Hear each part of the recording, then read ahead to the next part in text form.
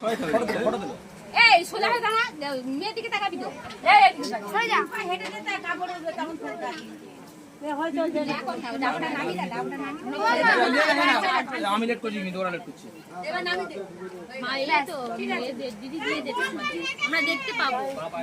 না আমরা দেখবো, দিদি দেবে আমাদের, দিলে আমরা দেখবো। ওই খালিটা তিনবার ধান ফেলতে হবে। হ্যাঁ হ্যাঁ তিনবার ধান যাবে। এখন পাবে না। এই যখন হেঁটে যাবে তো পা দিয়ে তো যাবে, ধান ফেলতে বাদে ঢুকবে। তিনবার ফেলবে আবার পানি পারি। আমি দেবো না, ও দেবে।